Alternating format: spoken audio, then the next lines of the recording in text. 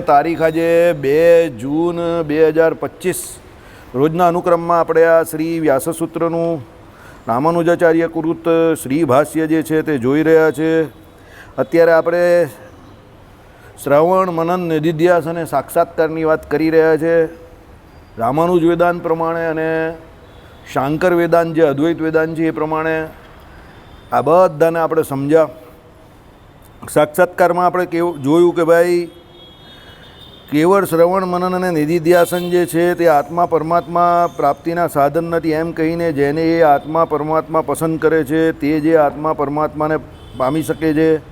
એમાં શ્રુતિમાં કહ્યું છે જે ઘણો વહાલો હોય તે જ પસંદ થાય છે અને પોતાને અતિ વહાલો તે જ હોય કે જેને પતિ અતિ વહાલો હોય. પોતાના અત્યંત વહાલો ભક્ત પોતાને એટલે ભગવાનને પામે. એમ ભગવાન પોતે જ પ્રયત્ન કરે છે એવું ભગવાને જ ગીતામાં નીચેના વાક્યમાં કહ્યું છે તેષામ સતતયુક્તાનામ ભજતામ પ્રીતિપૂર્વકમ.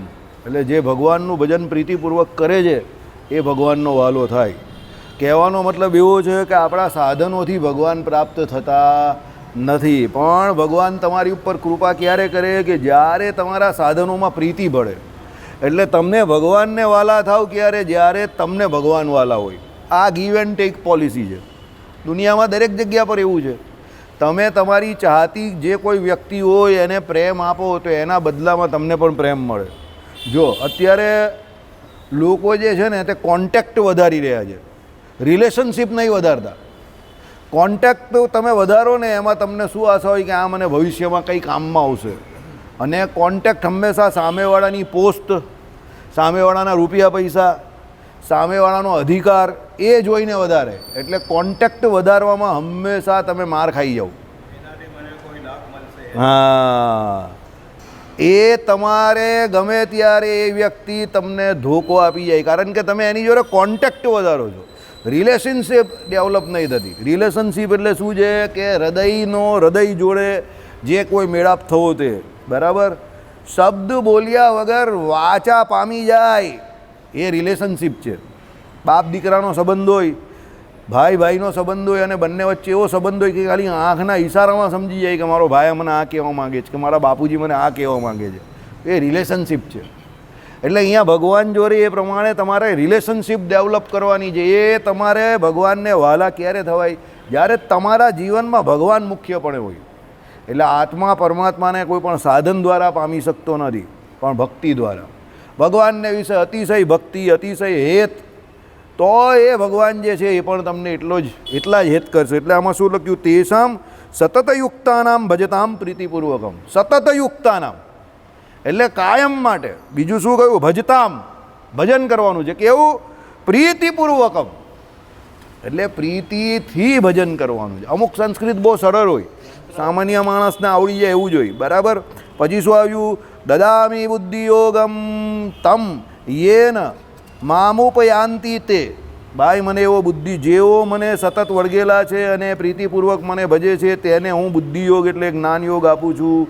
જે બુદ્ધિયોગ એ કરીને તેઓ મને પામે છે. સમજો? એટલે આ એવું છે કે તમે જો ભગવાનની સતત તેલ ધારાવત અવિચ્છિન્ન સ્મૃતિ રાખવા માટે પ્રયત્ન કરો કે કરો, હકીકતમાં તમને એવું ભજન થતું હોય તો પછી એ ભગવાન પણ તમને એવો બુદ્ધિયોગ એટલે જ્ઞાન યોગ આપે છે. કયો જ્ઞાન યોગ આપે છે? કે ભાઈ એ બુદ્ધિયોગે કરીને, જ્ઞાન યોગે કરીને મને પામે. ગોપીઓ જેવું કે ભાઈ ગોપીઓ ભગવાનને એટલો સ્નેહ કરતી હતી, એટલો પ્રેમ કરતી હતી, ભગવાનને વિશે એમને એટલી ભક્તિ હતી, તો ભગવાનને પણ ગોપીઓને વિશે બહુ ભક્તિ હતી. ભગવાને એ ચરિત્ર જ્યારે એમના લગ્ન થઈ ગયા હતા ત્યારે દ્વારિકાને વિશે બતાવેલું. ભગવાન દ્વારિકાને વિશે જ્યારે બેઠા હતા ત્યારે ભગવાન ગોપીઓના બહુ વખાણ કરતા હતા. તો ભગવાનની જે પટરાણીઓ હતી એમને જરા ખટરાક થઈ ગયો. જ્યારે એમને એવું થયું કે ગોપીઓમાં એવું તો શું છે કે ભગવાન આટલા વર્ષોથી અમારી જોડે રહી છે તો પણ એ ગોપીઓને યાદ કરે છે, કે ગોપીઓની ભક્તિને યાદ કરે છે. એટલે પછી નારદજી આવ્યા. કાં આવ્યા? દ્વારિકાને વિશે આવ્યા. ત્યારે ભગવાને એવું ચરિત્ર કર્યું કે એમની છાતીને વિશે બહુ બળતરા થાય છે બરાબર. બધી દુનિયાભરના વૈદો ભગવાન માટે તો આવે જ. એટલે બધા વૈદો આવ્યા અને ત્યાંના જે કોઈ બધા લોકલ બહેનો પણ ઘણા બધા હોય ને જૂના, તે બધા જાણતા હોય ને કે આમ કરો ને તેમ કરશો ને માખણ ઘસો ને આને તેને, એ બધું ભગવાનને બહુ કર્યું પણ કંઈ ભગવાનને ફરક ન પડ્યો. પછી ભગવાને નારદજીને કહ્યું કે એમને કહેવું કે ભાઈ જે મારો કોઈ પ્રિય ભક્ત હોય એના ચરણની રજ જો હોય ને એ મને છાતી પર લગાવવામાં આવશે તો આ મારી બળતરા ઓછી થશે. ઓહો, એટલે બધા રાજી થઈ ગયા. આપણે તો ભગવાનના બહુ મોટા ભક્ત છે. પછી એ શું કહ્યું, ભગવાન કહે કે કોમા કન્ડિશન એપ્લાય, આ તો છે જ, પણ બીજી વાત, જે કોઈના ચરણની રજ મને મારી છાતી ઉપર લગાવવામાં આવશે એ નર્કમાં જશે. કારણ કે તમારા ચરણની રજ તમારી જે કોઈ વસ્તુ હોય વપરાયેલી એ ભગવાનને કોઈ દિવસ દેવાય નહીં, સમજો, નહીં તો તમારે નર્કમાં જવું પડે. એટલે નારદજીએ આ દ્વારિકામાં આ વાત કરી. પહેલી વાત તો બધા માની ગયા, ઓ આપણા ચરણની રજ જ આપવાની જ ને, ચાલો આપીએ. પણ પછી નારદજીએ જેવું આવું કહ્યું એટલે બધા સલીમ કો ટેન્શન આ ગયેલા, બધા અટકી ગયા કે ભાઈ આ તો નરકમાં જવાની વાત છે ભાઈ, એટલે અટકી ગયા. પછી નારદજીને ભગવાને બોલાવ્યા પાછા પોતાના કક્ષમાં અને કહ્યું કે તમે એક કામ કરો, તમે વ્રજને વિશે જાઓ અને ત્યાંની ગોપીઓને એવું કહ્યું કે તમારા કનૈયાને આ પ્રમાણે છાતીમાં બળતરા થાય છે અને તમારા ચરણની રજ જોઈએ છે, પરંતુ એમ કહી કે એ રજ તમે જો તમારા ચરણની આપશો તો તમારે નર્કમાં જવું પડશે. બસ તમે આવું કહો એમને જઈને. નારદજી તો તૈયાર જ હોય. નારદજી પહોંચી ગયા વ્રજને વિશે ને એમણે આખું ચરિત્ર કહ્યું. હો, ગોપીઓ તો ગાંડી તૂર થઈ ગઈ, રગદોડવા માંડી ધૂળને વિશે. લઈ જાઓ, ભરી ભરીને લઈ જાઓ. નારદજી કહે પણ તમે બધી નર્કમાં જશો. અરે એમ કહી કે નર્કમાં જઈશું તો જઈશું, ત્યારની વાત ત્યારે. કોના માટે જઈશું નર્કમાં? પણ એ શ્રી કૃષ્ણ માટે જઈશું ને, ભગવાન માટે. જો નર્કમાં પણ જવું પડે તો એ પણ અમને શું છે, મંજૂર છે. બરાબર. એટલે દીવાનાની વાત જ આજે બોલીએ ને, ભગવાનને વચનામૃત અંત્યનું 13મું ચાલે છે. હરિપ્રકાશ શાસ્ત્રી શું બોલીએ અંત્યના 13મા વચનામૃતમાં? ભાઈ શ્રીજી મહારાજ પોતે એવું કહેતા હતા કે ભગવાનનું ભજન કરતાં અમને એવી મસ્તાઈ આવે છે કે અમને એવું લાગે છે કે રખેને અમે દીવાના થઈ જઈએ. જગત વ્યવહાર તો અમે એટલા માટે કરીએ છીએ કે ભાઈ આ હરિભક્તોના કે આ સત્સંગના સભામાં કે ભીડામાં રહેવાનું છે, એટલે જગત વ્યવહાર કરવા માટે અમે એમ કહીએ કે પાછા શરીરને વિશે દેહને વિશે આવીએ છીએ. બાકી ભગવાનનું ભજન કરતા એવી મસ્તાઈ આવે છે કે શું ન જાને દીવાને હો જાયેંગે. હકીકત છે, ભજનમાં બહુ સુખ આવે. જો તમને હકીકતમાં ભજન કરવામાં સુખ આવે ને સુખ આવતું હોય તો સમયની પણ તમે વાત નહીં, સમય પણ ભૂલી જાઓ કે શું સમય થયો. એટલે તો હમણાં આપણે શરૂઆતમાં વાત કરી, કારણ રાંદેરમાં જે ભજન શરૂ થયું એક વખત અને પછી ઘડિયાળનો કાંટો જે આગળ વધે તમને એમ જ થઈ કે હવે કંઈ નહીં, ચાલુ ને ચાલુ જ રાખો ભજન. મજા જ મજા, મજા જ મજા. છેલ્લે બધાને જમવા ઉઠાડવા પડે કે ભાઈ હવે ઊભા થઈ જાઓ. જે ભજન કરવા આવે છે હું એની વાત કરું છું. જે ભજન કરવા સિવાય બીજું જે કરવા આવે છે એને એમાં રસ છે તો એ કામ કરશે, પણ જેને ભજનમાં રસ છે તે તો ભજન કરે જ છે 2-2.5 કલાક. સમજો, મહેશભાઈ એમના પત્ની કિરણ હોસ્પિટલમાં એડમિટેડ હતા તો પણ મહેશભાઈ ને એમના 2 દીકરા, મહેશભાઈ તો સમયસર આવી ગયેલા. ભજનની એક લાઈન શરૂ નહીં થયેલી ત્યારે આવી ગયેલા. મને પરમ દિવસે એવું કહેતા હતા કે મારાથી ન અવાશે વાસુદેવભાઈ. મેં કોઈ એક વાત તમને કહું, 2 કલાક આવી જજો ખાલી, તમને કંઈ નુકસાન નહીં થાય. જાઓ. ઢોલ વગાડી જ ને તે મહેશભાઈ ઢોલ વગાડે. એમના પત્નીની હાલત, હા, એમના વાઈફની હાલત જરા અત્યારે નાજુક છે અને હા, એટલે 64 વર્ષના છે અત્યારે. અહીંયા કિરણ હોસ્પિટલમાં એડમિટેડ છે ફ્રોમ લાસ્ટ 10 to 12 days. મને શનિવારે મળ્યા તો મેં એમને ઘનશ્યામ મહારાજની સામે જ કહ્યું, મેં કહું જે કહ્યું હોય તે તમે 2 કલાક આવી જાઓ, તમને પહેલી પંગતમાં જમાડી દઈશ, તમે આવી જાઓ, કંઈ નહીં. તો ખુશ થઈ ગયા, આવી ગયા, માઇન્ડ ફ્રેશ થઈ ગયું. ને એ તો આવી ગયા, એમના 2 દીકરા પણ આવી ગયા. છેલ્લે કહેવાનું તાત્પર્ય શું છે, ભગવાનને વિશે ભક્તિ બહુ મોટું કામ છે, સમજો. બરાબર. અને જો ભગવાનને વિશે ભક્તિ થઈ ગઈ, પૂરું થઈ ગયું. બ્રહ્મ વિદ્યા જે છે આમાં શું કહ્યું સાંભળો, એ બુદ્ધિ યોગે કરીને તેઓ મને પામે છે. એટલે જ્ઞાન યોગ હકીકતમાં ભગવાનને મેળવવા માટે જ છે. જ્ઞાન યોગ જગતની ઉપલબ્ધિ માટે નથી. તમે એમ કહો કે ભાઈ એને જગતના વિષય સંબંધી જે કોઈ અલગ અલગ પ્રકારના તરેના વિષયો જે છે એમાં એને બહુ નોલેજ છે કે બહુ જ્ઞાન છે, પણ એ તો બંધનકારી છે માય ડિયર. એનાથી કંઈ ફાયદો નહીં લાંબો. પણ જો એને બ્રહ્મ જ્ઞાન થયું હોય કે બ્રહ્મ વિદ્યા ભણી હોય અને એ પ્રમાણે એ ભજન કરતા હોય, ભગવાનને વિશે જોડાયેલા હોય, તો એને કેવું આલોક અને પલ્લોકને વિશે સુખિયા થાય એવું જ્ઞાન છે. એટલે ભગવાને શું કહ્યું, એ જ્ઞાન યોગ અને બુદ્ધિયોગ અલગ નથી. અહીંયા બુદ્ધિયોગ અને જ્ઞાનયોગને સમાનાર્થી શબ્દ તરીકે કહ્યો છે. કેમ?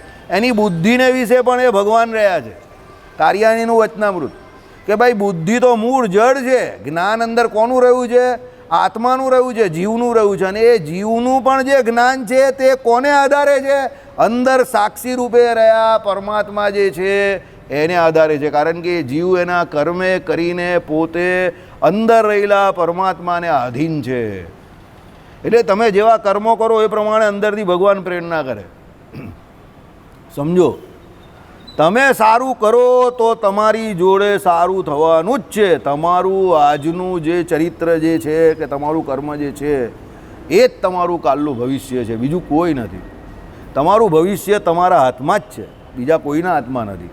પરમાત્મા તો ફક્ત એના લેખાજોખા રાખે છે. સમજો, લેખાજોખા એટલે સમજ્યા ને તમે? એને કોપીમાં રાખે છે તમારા કર્મોને, બરાબર? એટલે કદાચ તમે ભૂલી જાઓ પણ ભગવાન ભૂલતા નથી.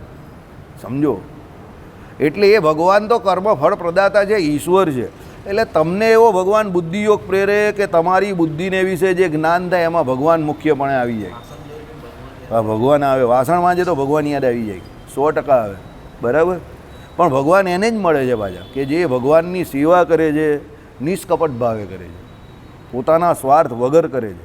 પણ હવે આમાં પણ એક બીજો પક્ષ એવો છે કે જે જેવો પોતે હોય એને એવો સામેવાળો દેખાય. જો જેને પોતાને માન પ્રતિષ્ઠાનો બહુ કીડો હોય ને એને સામેવાળો કંઈ પણ કરતો હોય તો એવું જ લાગે કે આ માન પ્રતિષ્ઠાથી કરે છે. સમજો, બરાબર? બહુ અઘરું કામ છે. તમારા સમયમાં એક ફિલ્મ આવેલી હીર રાંઝા, તમે યંગ હતા ત્યારે, રાજકુમારવાળી. એ પિક્ચરનો ડિરેક્ટર કોણ હતો ખબર તમને? ચેતન આનંદ. હવે તમે વિચાર કરો, ચેતન આનંદના ઘરમાં એ સમયનો સૌથી મોટો લવર બોય દેવાનંદ, એનો સગ્ગો ભાઈ, એણે ફિલ્મમાં ન લીધો ને રાજકુમારને લીધો, જેની કોઈ એવી ઇમેજ જ નહીં હતી લવર બોય તરીકે, તો પણ એને રાજકુમારને લીધો. કોઈ વિચાર કરે કેમ લીધો? રાજકુમાર પાસે જ્યારે સ્ક્રિપ્ટ ગઈ તો રાજકુમાર હસેલો. રાજકુમારે શું કહેલું ખબર? तुम्हारे घर में वो बंदर है, बंदर को ले लो, ये तो उसके लायक है, मेरे पास क्या है, क्योंकि मैंने तो कभी ऐसा काम ही नहीं किया है. ठीक है कि राज साहब, इसमें जो स्क्रिप्ट लिखी गई है वो पूरी कविता में है, और आप जानते हो देव साहब कविता कैसे बोलेंगे,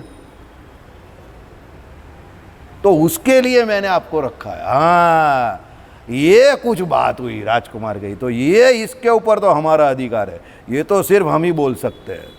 Nobody can give justice to this film now. હવે તમે જોજો, અત્યાર સુધીમાં 8 હીર રાંઝા બની છે, પણ એ રાજકુમારવાળી જ હિટ છે. સમજી ગયા? કેમ? એ પાત્રને અનુરૂપ એ વ્યક્તિ હતો. સમજો કે ભાઈ એણે એ કવિતા જે બોલી, એ કવિતા બોલવા માટે જે વ્યક્તિ જોઈએ તેનો અવાજ અને એનું મોડ્યુલેશન એના માટે બહુ પરફેક્ટ બેસતું હતું. એટલે આમાં કહેવા શું માંગે છે? તમે જે કામ યોગ્ય રીતે કરતા હો કે કરી શકતા હો, તમારી સમજણમાં સામેવાળો વ્યક્તિ પણ એટલો જ આવે. જો એ તમારાથી વધારે હોશિયાર હોય તો તમે એને ઓળખી ન શકો ને ન જ શકો. એટલે સામેવાળાની હોશિયારીને ઓળખવા માટે પહેલાં તમારે હોશિયાર થવું પડે. સમજો, બાકી તમે હોશિયાર ન થાવ તો સામેવાળો ગમે તે કરે તમને એમાં અવગુણ દેખાય, કાં તમારામાં જે અવગુણ છે તે તમે એને વિશે વિચારો કે આ આવું એટલે જ કરતો હશે, કારણ કે તમારામાં એ છે. એટલે આ કામ બહુ કઠણ છે. એકચ્યુઅલી સૌથી કઠણ કામ મંદિરમાં આવ્યા પછી કે ભગવાનના ભક્ત માટે આ જ છે, અવગુણનો ત્યાગ કરવો સામેવાળાના. કારણ કે આપણામાં રહેલા અવગુણ આપણે સામાન્ય રીતે બીજામાં દેખાતા હોય, પણ એવું બની શકે ઘણી વખત કે આપણામાં જે રહેલા હોય એ બીજામાં ન હોય. જે આ ભાઈ કરી શકે તે પેલા નહીં કરી શકતા, જે એ કરી શકે તે આ નહીં કરી શકતા, જે એ કરી શકે આ નહીં કરી શકતા, ને જે આ કરી શકે તે આ 4 નહીં કરી શકતા. આ જ તો ભગવાનની સૌથી મોટી ખૂબી છે કે ભાઈ નિત્યો નિત્યાનામ કહીને પરમાત્મા તો નિત્ય છે, જીવ પણ નિત્ય છે, અને એના કર્મ જે અનાદિ છે એ પ્રમાણે બધાનું કર્મનું ખાતું અલગ અલગ છે. આપણે બધા we are all separated entity. એટલે આપણે બીજા જેવા હોઈ જ ન શકીએ, પણ આપણે વારંવાર આ ભૂલ કરીએ છીએ કે પેલો આવું જ કરતો હશે એવું આપણે માની બેસીએ છીએ, એને કરીને હરિભક્તોનો અવગુણ લઈએ છીએ. એને કરીને આપણે આપણા ભજનમાં આગળ આવતા નથી. સામાન્ય રીતે જો આપણે ફક્ત પોતાના જીવનમાં ડોક્યું રાખીએ, બીજાનું જોવાનું વિચારવાનું બંધ કરી દઈએ તો આપણે બહુ સુખી જીવ છે. કારણ કે પછી બચે કોણ? ખાલી ભગવાન જ બચે ને તમે. બહુ સુખી છે આપણે, ભગવાને બહુ સુખી રાખેલા છે, પણ આપણે સુખી થતાં આવડતું નથી. બીજે આમ તેમ ફાંફા મારીએ એટલે દુઃખી થઈએ. આ જ પરિસ્થિતિ અહીંયા ભગવાને કહી છે કે ભાઈ બુદ્ધિમાં જ્ઞાન યોગમાં ભગવાન આવે તો કામ થઈ ગયું છે, પણ આપણે ભગવાન આવતા જ નથી. પ્રોબ્લેમ આ છે. આપણે બધા સામાન્ય નાના નાના જે આ બધું કચ્ચરપટ્ટી હોય માયાની, એમાં જ આપણી બુદ્ધિનો શું કરી નાખીએ? દુરુપયોગ કરી નાખીએ છીએ. બરાબર? ચાલો વળી પ્રિયો હિ જ્ઞાનીનો અત્યર્થમ અહમ સચ મમ પ્રિય. હું જ્ઞાનીને અતિશય પ્રિય છું અને જ્ઞાની મને અતિશય પ્રિય છે. ગીતાજીનો શ્લોક છે આ પણ. હું જ્ઞાનીને અતિશય પ્રિય છું અને જ્ઞાની મને અતિશય પ્રિય છે. અને એ જ્ઞાની તો મારો શું છે? આત્મા છે. અને અમે તો એવું માનીએ છીએ એ જ્ઞાની અમારા કરતાં અણુ સરખો પણ ઓછો નથી. અમે તો એવું માનીએ છીએ કે એ અમે જ છીએ. અને આવું બિરુદ એમણે લેબલિંગ કોને આપ્યું? ભગવાને ઉદ્ધવજીને આપ્યું. સમજો, જ્ઞાનની જોડે પ્રેમનો જે મસ્ત મસ્ત મસ્ત તડકો લગાવવાનો હતો તે કોણે લગાવી આપ્યો? ઉદ્ધવજીને. ગોપીઓએ લગાવી આપ્યો. એટલે ભક્તિનો તડકો લાગી ગયો. એટલે પછી ઉદ્ધવજી ભગવાનના શ્રેષ્ઠ થઈ ગયા અને ભગવાને પોતાના સ્વરૂપનું જ્ઞાન જે છે તે જતાં જતાં કોને આપ્યું? પહેલું ઉદ્ધવજીને આપ્યું. અને આપણે કેટલા લકી માણસ છે. We are very lucky people. Uddhav તે રામાનંદ, શ્રી કૃષ્ણ તે શ્રીહરિ. એ આપણા દાદા ગુરુ છે. દાદા ગુરુ થાય ને. સમજો, આપણે સામે જ જે શરૂઆત, આપણા સંપ્રદાયની શરૂઆત જ ક્યાંથી છે? ઉદ્ધવજીથી છે. બરાબર? એ ઉદ્ધવજી છે, એમને સ્વપ્નને વિશે કોણે દીક્ષા આપી? રામાનુજાચાર્યજીએ આપી. એમ કરીને આપણી પરંપરા જે છે, ગુરુ પરંપરા, એમાં જે ઉદ્ધવજી રહ્યા છે. અને ભગવાન શ્રીહરિ તો છે ને છે. બોલો.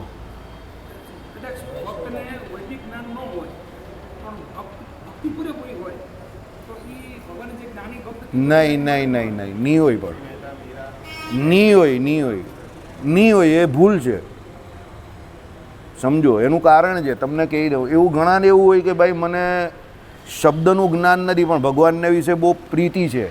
તે પેલા રામસુખદાસજીવાળું મેં તમને ઉદાહરણ આપેલું ને, એવું છે. એ એનો ભ્રમ છે. સમજજો. આનો સવાલનો જવાબ આપણે પરમ દિવસે આપેલો હતો. ગોપીઓને શાસ્ત્રનું પૂરેપૂરું જ્ઞાન હતું અને એ એના આચરણમાં હતું. ઉદ્ધવજીને શાસ્ત્રનું જ્ઞાન હતું પણ એ એના ઇન્દ્રિયોમાં હતું. સમજજો. પણ ગોપીઓને જે જ્ઞાન હતું તે બધું એમના આચરણમાં હતું. એટલે ગોપીઓનું આચરણ જોઈને ઉદ્ધવજી ત્યાંથી લઈ ગયા. આપવા આવેલા પણ લઈને ગયા. શું? કે હું જે વેદાંતની જે કોઈ વાત કરું છું અને વેદાંતમાં જેને સર્વવ્યાપક કયા છે, જેને બ્રહ્મ કયા છે, જે અત્ર તત્ર સર્વત્ર દરેક જગ્યા પર રહ્યા છે, એ ફક્ત મારી બુદ્ધિમાં અને મારી ઇન્દ્રિયોમાં રહેલા છે. પણ આના તો જીવને વિશે રહ્યા છે. આને તો એ બધે અત્ર તત્ર સર્વત્ર એ ભગવાન દેખાઈ રહેલા છે. સમજો. એટલે જ્યાં સુધી ઉદ્ધવજીને કમ્પ્લીટ જ્ઞાન ન થાય ત્યાં સુધી એમનામાં એ કાચપ હતી. એટલે ઉદ્ધવજી શું બોલ્યા? તું यहाँ પર આયા નહીં, લાયા ગયા હે. એટલે ભગવાને એને ત્યાં લેવા મોકલેલો. પણ જ્ઞાની માણસનો જેને પોતાને એવું હોય ને કે મને કંઈક આવડે છે, તો એને એવું કહીને લેવા ના મોકલાય કે તારે લેવા જવાનું છે. નહીં તો એ જાય જ નહીં. એને એમ થાય કે આ ગામડાની ગમાડ પાસે લેવા જવાનું. સમજો. જ્ઞાનીને પેલો પુષ્પા જેવું જરા હોય, ઝૂકેગા નહીં. હા, ને એમાં જ પછી બધું ઝૂકી જાય ને કમર બી તૂટી જાય પછી. એટલે બહુ જ્ઞાનનો રંગ રાખવો, પણ જ્ઞાનનો રંગ આચરણમાં રાખવો. તમારું આચરણ હોય ને એમાં જ્ઞાનનો રંગ રાખવો. જ્ઞાનનો રંગ ફક્ત બોલવામાં ના રાખો કે ભાઈ હું બહુ જ્ઞાની છું, બહુ જ્ઞાની છું, મને માનપાન આપો, મને આમ આપો, તેમ આપો. નોર્મલ રહેવું. જ્ઞાન તમારું આચરણમાં ક્યારે છે? કે જ્યારે તમે નોર્મલ છો, જ્યારે તમે તમારી જાતને જ્ઞાની સાબિત કરવાની કે બીજાથી ઉપર છો એમ બતાવવાની કોશિશ કરો છો કે મને માનપાન આપો, હું બહુ જ્ઞાની છું, તો હકીકતમાં એ જ્ઞાન નથી. એ તમે પહેરેલો એક કાંટાળો તાજ છે જે તમને જ વાગશે. સમજી ગયા? એટલે જ્ઞાનની એક્ટિંગ કરવાની કોઈ જરૂર નથી. એ હશે તો દેખાઈ જ આવશે. ક્લાસમાં કોઈ છોકરો જવાબ ન આપતો હોય અને ન બોલતો હોય, માસ્તરને ભલે ગગો લાગે, પણ પહેલી પરીક્ષાનું રિઝલ્ટ આવે ને એટલે માસ્તરે જ એને કહે, ભાઈ તું કાં હતો અત્યાર સુધી? અમારું ઘણી વખત એવું બનતું હતું. ક્લાસમાં બહુ લવારા કરે, પરીક્ષામાં 30-32 માર્ક માંડ આવે. અને અમુક એવા હોય કે જે ક્લાસમાં કંઈ બોલે જ નહીં, તોફાન કર્યા કરે, અને પરીક્ષામાં 45ની ઉપર જ માર્ક આવે એના પચામાંથી. ભાઈ સાહેબ કે ભાઈ તું તોફાન કેમ કરે છે? ક્લાસમાં જવાબ આપતો હોય તો બોલો કે સાહેબ તોફાન તો કરું જ પણ ને તો જ માર્ક આવે ને. જો પછી આ લોક જેવી વાત થઈ જાય તો મારા પણ માર્ક્સ આવતા બંધ થઈ જાય. તો સાહેબ કે ના, તો બરાબર, તું તોફાન ચાલુ રાખજે. સમજો, તમારો છોકરો તમે નાના હો ત્યારે તમારી બધી વાત માને છે ને, તમે કહો આ કર પેલું કર, જો એ બધી વાત માને છે ને તો એ ડેન્જરસ સાઇન છે. તમે કહો કેમ આવું કહ્યું તમે? એ ડેન્જરસ સાઇન છે. અને તમે જો તમારી એ 60-70% જ વાત માને છે ને અને 20-30% એનું પોતાનું કરે છે ને, તો સમજજો તમારો બુઢાપો સુધરી ગયો, વૃદ્ધત્વ. કેમ? એ એની પોતાની બુદ્ધિથી કરે છે એટલે એ હોશિયાર જેનું મગજ ચાલે છે. પણ તમે કરે છે એમ કરતો ડોલટો કરે છે એટલે સમજવાનું એ ગગો છે. એટલે ભવિષ્યમાં પણ ગોપાલભાઈએ કહ્યું એ પ્રમાણે શું બોલે? પપ્પાને પૂછીને કરીશ. એ પપ્પા એના જીવનમાંથી જ્યાં સુધી પપ્પા જાય નહીં ને ત્યાં સુધી ખસવાના નથી. મમ્મીને પૂછીને કરીશ. મને આ 2 શબ્દ જરા ગમતા નથી. 25 વર્ષની ઉંમર થઈ ગઈ તારી ભાઈ, હવે ક્યાં સુધી પપ્પાને પૂછીને કરીશ ને મમ્મીને પૂછીને કરીશ એમ કહેવાનું હતું. સ્વતંત્ર નિર્ણય લેતા શીખો અને ભૂલ પણ કરો. ભૂલ કરશો તો સુધરશે, પણ પપ્પાને પૂછીને ને મમ્મીને પૂછીને તો પછી તમે યાર 50 વર્ષના થઈ જાઓ. ભાઈ 50 વર્ષે કા પપ્પાને મમ્મી આવવાના છે? સમજો, યાદ રાખો. એટલે ભૂલ તો કરવાની જ છે અને ભૂલથી ન ડરો.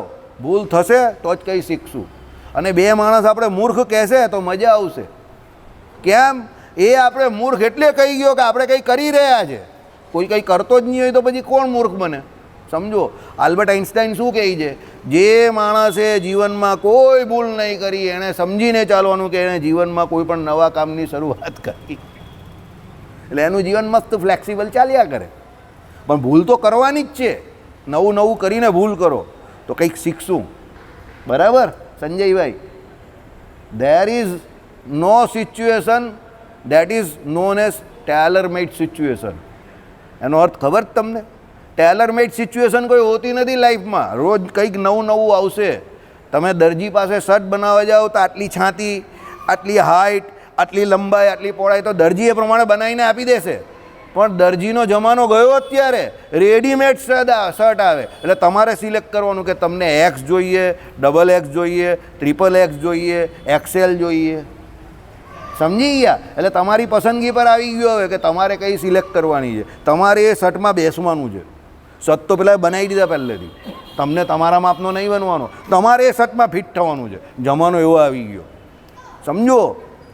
આઈડિયા આવે છે હું જે કહું છું એમાં? થોડી બાઉન્સર વાત છે પણ એ સમજવાની કોશિશ કરો. એમ કળિયુગ જેમ આગળ જશે ને એમ ભગવાનના ભક્તો માટે કામ થોડું અઘરું થવાનું છે. પણ જે ભક્ત છે તે રસ્તો કાઢતા જશે. આમાં રસ્તો કેવી રીતે કાઢવો અને ભજન પણ કરતા જશે. બરાબર? ભગવાન કાઢે પણ હકીકતમાં ભક્ત હોય તો કાઢે. ભાઈ ભક્તની એક્ટિંગ કરતો હોય તો ન કાઢે. મેં તમને શું કહ્યું? જેને ભજન કરવું છે એને કંઈ નડતું નથી. કેશુ સ્વામી કહેતા જ હતા અને કરતા જ હતા. બરાબર? એકલા જ રહ્યા છેલ્લે સુધી. ઘણા લોકો અમને પણ કહે કેશુ સ્વામીને કોઈ શિષ્ય નથી, સ્વભાવ આમ હશે તેમ હશે. મેં કહું સ્વભાવ એમનો તો બરાબર છે પણ બીજા જે હોય એનો બરાબર નહીં આવતો. અને જેનો સ્વભાવ બરાબર હોય તે બધા સાથે રહી છે.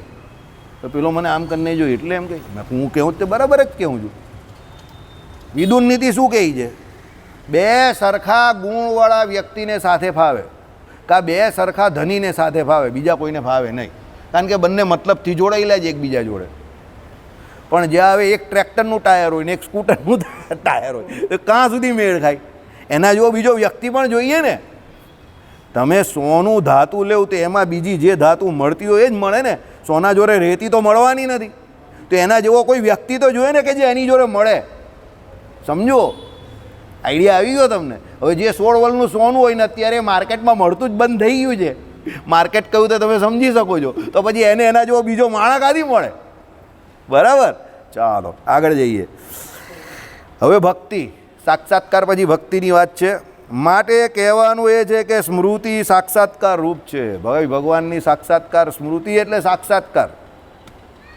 સ્મર્ય માણ વસ્તુ અતિ પ્રિય હોવાથી સ્મૃતિ પોતે જેને અતિ પ્રિય છે એવો જે પુરુષ તે જ પરમાત્માને ગમે છે. સ્મૃતિનો વિષય એટલે સ્મરાતી વસ્તુ એટલે સ્મર્યમાણ કહેવાય. કે ભાઈ તમે જે સ્મૃતિની વસ્તુ જે છે એની સ્મૃતિ તમે પોતે કરો છો એટલે પોતે સ્મૃતિ જેને અતિ પ્રિય છે અર્થાત ભક્તિ જેને વાલી છે એવો ભક્ત એવો પાઠ સર્વત્ર મળે છે. અને ટીકાકારો તેમજ ભાષાંતરકારો એ જ પાઠ બંધ બેસાડે છે. મેં પણ ઉપર એ જ સ્વીકાર્યો છે, પણ ઉપરના ઉતારોમાં ભગવાન અને ભક્તના પરસ્પર વાલની વાત છે. ભક્તને સ્મૃતિ વાલી છે એ વાત આવી નથી. તેથી પૂર્વોક્ત પાઠ અત્રે બરાબર નથી. માટે મને લાગે છે સ્વયમત્યમ અતિ અર્થ પ્રિયો યસ્ય એમ જે પાઠ માન્યો હોય તો એ વધારે સારું. એ પાઠ લેતા અર્થ નીચે પ્રમાણે થશે. માટે સ્મર્યમાણ વસ્તુ પરમાત્મા પોતાને અતિ પ્રિય હોવાથી પોતે ભક્ત જેને અતિ પ્રિય છે એવો જે પરમાત્મા તે ભક્તને પસંદ કરે છે અને તેથી જે ભક્ત જ એ પરમાત્માને પામે છે એમ અત્રે કહેવામાં આવ્યું છે. બહુ સરસ કહ્યું છે, બહુ સરસ કહ્યું છે. આ છેલ્લી લાઈન આપણે વાંચીએ એટલે તમને મજા આવી જશે. સાંભળો. માટે સ્મર્યમાણ વસ્તુ એટલે કોણ? સ્મર્યમાણ વસ્તુ એટલે જેની સ્મૃતિ કરવાની છે એ કોણ છે? ભગવાન પરમાત્મા. પોતાને અતિ પ્રિય હોવાથી એટલે પોતાને અતિ પ્રિય એટલે ભક્તને અતિ પ્રિય હોવાથી પોતે ભક્ત જેને અતિ પ્રિય છે એવા જે પરમાત્મા એટલે આપણે ભગવાન પ્રિય છે અને ભગવાનને આપણે પ્રિય છે તે ભક્તને પસંદ કરે છે. એટલે ભગવાન એની પસંદગી કરે છે કે ભાઈ આને હું નહીં છોડું કારણ કે એ મને નહીં છોડતો. એટલે શું કહ્યું? એ મને પસંદ કરે છે. તેથી એ જ ભક્ત એ પરમાત્માને પામે છે કારણ કે ભગવાન એની પસંદગી કરે છે ને. પણ પહેલાં શરૂઆતમાં એ ભગવાનને ભજે છે, પછી ભગવાન એની પસંદગી કરે છે અને પછી ભગવાન પામે છે. કોણ? ભગવાનને એ ભક્ત પામે છે. આ પ્રમાણે આખો ક્રમ બતાવ્યો. એટલે શરૂઆત શું છે? આપણે આગળ જવાની શરૂઆત છે. ભૂમિકામાં આ પ્રશ્ન ભગવાને હરજીવનદાસ શાસ્ત્રીએ પ્રકાશ કરેલો છે કે ભાઈ તમારે ભક્ત થવું છે તો તમારે પ્રાથમિક કર્મ જે છે તે ભગવાન તરફ કરવા પડશે. તમારે માયામાં કોઈ પ્રોગ્રામ બનાવવો હોય કે ભાઈ ગામ જઈને જમીન લેવી હોય તો સુરતથી પહેલાં બસમાં બેસવું પડે કે ગાડી લઈને ગામ જવું પડે, જમીન જોવી પડે, જમીન જો પછી તલાટીની ઓફિસે જવું પડે, જમીન ક્લિયર છે એ જોવું પડે, એનો જે માલિક છે એની જોડે બેઠક કરવી પડે, પછી તમારો ભાવ ને એ બધું ટર્મ્સ કન્ડિશન એ થાય, પછી ચોખ્ખી જમીન હોય તો તમે લેવો. તો તમને જે જમીન લેવાની એમાં કેટલી માથાકૂટ તમે કરો છો. તો ભગવાન જો તમને પ્રિય છે તો એ ભગવાન માટે તમે શું ન કરો? બધું જ કરો. કારણ કે દુનિયામાં ભગવાન એવું તત્વ છે, સૌથી પ્રથમ અને સૌથી અંતિમ તત્વ છે કે એના માટે શું ન છોડાય. ભગવાન કહે કે ભગવાન માટે બધું જ છોડાય. 100 માથા સસ્તા છે, જો એક મળે છોગાડો. એટલે 100 માથા સોગાડા, જો મળ્યો છોગાડો. સોગાડા એટલે સસ્તા છે એમ કે ભાઈ તમે 100 માથા પડી જાય અને જો એક ભગવાન મળતા હોય તો ભગવાન પહેલાં લઈ લેવા. કેમ? 100 માથા જે ગયા છે તો શરીર ગયું છે, એ તો ગમે ત્યારે એને પ્રાપ્ત થઈ જશે. પણ ભગવાન એક વખત ગયા તો એ પ્રાપ્ત કરવા અઘરા છે. એટલે ભગવાન મળી જાય તો દુનિયામાં એવી કોઈ વસ્તુ નથી કે જે ભગવાન માટે ન છોડાય. એટલે અહીંયા કહ્યું ભગવાને કે જો એ પહેલાં એની સ્મૃતિ મારે વિશે છે એટલે મારે વિશે એ ભક્તિ કરે છે તો પછી હું પણ એને વરું છું. આ જ આખી રીત છે. અને પછી છેલ્લે એ મને પામે છે. પછી એ ભગવાનને પામી લઈ પછી બીજું કંઈ પામવાનું રહેતું જ નથી. જ્યાં ભગવાન જ મળી ગયા ને તો પછી બીજું તો કંઈ પામવાનું રહેતું નથી. બરાબર. ચાલો. એવો જે પુરુષ તે પરમાત્માને ગમે છે તેથી તેવા પુરુષને જ પરમાત્મા મળે છે. એ પ્રકારની સ્થિર અનુસ્મૃતિ ભક્તિ શબ્દથી પણ વ્યવહાર આવી છે. એટલે ભાઈ આવી સ્થિર અનુસ્મૃતિ ભગવાનને વિશે રાખો એ જ ભક્તિ છે. કારણ કે ઉપાસના માટે બીજો શબ્દ ભક્તિ છે અને તેથી શ્રુતિ સ્મૃતિમાં પણ નીચે કહ્યું છે. ભગવાને શ્રીહરિએ પણ વચનામૃતમાં વાત કરી છે કે ભાઈ ઘણી જગ્યા પર શાસ્ત્રોમાં ભક્તિ અને ઉપાસના એકાર્થમાં વપરાય છે અને ઘણી જગ્યા પર એ બંનેના અલગ અલગ અર્થ છે. જ્યાં એકાર્થમાં વપરાય છે ત્યાં તો ભક્તિ અને ઉપાસના એક છે, પણ જ્યાં જુદી જુદી વપરાય ત્યાં 9 પ્રકારની ભક્તિ લેવી અને ઉપાસના જે છે તે સાકાર અને દિવ્ય, સાકાર અને નિરાકાર એમ 2 પ્રકારની. એમાં આપણા સંપ્રદાયની ઉપાસના કઈ છે? ભગવાનને દિવ્ય અને સાકાર જાણવા તે. બરાબર. એટલે એ પ્રમાણે ઉપાસના અને ભક્તિ જે છે તે એક જ છે આપણા માટે અહીંયા. તો કેમ? તમે જેની ઉપાસના કરો છો તમે એની જ ભક્તિ કરો છો. તમે ભક્તિ કરો છો એટલે તમે ભક્ત કહેવાઓ છો, તમે ઉપાસના કરો છો એટલે તમે ઉપાસક કહેવાઓ છો. આમ રામાનુજ વેદાંતને વિશે ભક્ત અને ભગવાનનો સંબંધ અને ઉપાસક અને ઉપાસ્ય એ બંને વચ્ચેનો સંબંધ જે છે તે અતિશય સારી રીતે વર્ણવેલો છે કે એ બંને વ્યક્તિ અલગ છે. અને અત્યારે જે કોઈ એની સાધન દશા છે ત્યારે અને પ્રાપ્ત અવસ્થામાં જ્યારે ધામમાં ભગવાનની પ્રાપ્તિ થશે ત્યારે પણ એ ભક્ત અને ભગવાનનો સંબંધ જે છે એ બે જુદા જુદા વ્યક્તિ તરીકે જ થશે. ગુણ બંનેના સરખા થશે પણ ગુણી તો બંને કેવા રહેશે? જુદા ને જુદા જ રહેશે. કારણ કે બંને ગુણી જુદા રે તો જ પેલો આત્મા નામનો ગુણી જે છે તે પરમાત્મા નામના ગુણીનું સુખ ભોગવી શકે. જો બંને ગુણી તરીકે પાણીમાં પાણી મળે ને એક થઈ જાય તો પેલા આત્મા નામના ગુણીની ઓળખાણ જ મટી જાય. તો પછી એને સુખ કાઢી આવ્યું. અને ઉપાસ્ય ઉપાસક ભાવ છે તે શું થઈ ગયો? ખંડિત થઈ ગયો, તૂટી ગયો. અરે સ્વામી સેવક ભાવનો નાતો પણ તૂટી ગયો. એટલે કહેવાનું તાત્પર્ય શું છે કે એ ગુણી ભાવ જે છે તે પરમાત્મામાં પણ એટલો સાર્થક છે અને જીવાત્મા અને પરમાત્મા વચ્ચેનો જે સંબંધ છે એમાં પણ એ બંને ગુણી કાયમ માટે જુદા રહી છે અને જુદા જ રહી છે. એ બાબત આપણે હંમેશા ધ્યાન રાખવી. હા, ભગવાનને વિશે અતિશય સ્નેહ થાય તો ભાવનાત્મક ધોરણે આપણે ભગવાનને સાથે એવા જોડાઈ જઈએ કે પેલા પીજના અવલભાઈની જેમ હું સ્વામિનારાયણ છું એવું બોલીએ, બરાબર. પણ એ ફક્ત ભાવનાત્મક ધોરણે. આત્મા અને પરમાત્મા પાણીમાં પાણી મળે એમ ભેગા થઈ જતા નથી. આ આપણો રામાનુજનો સિદ્ધાંત છે. શ્રીપતિમ શ્રીધરમ સર્વદેવેશ્વરમ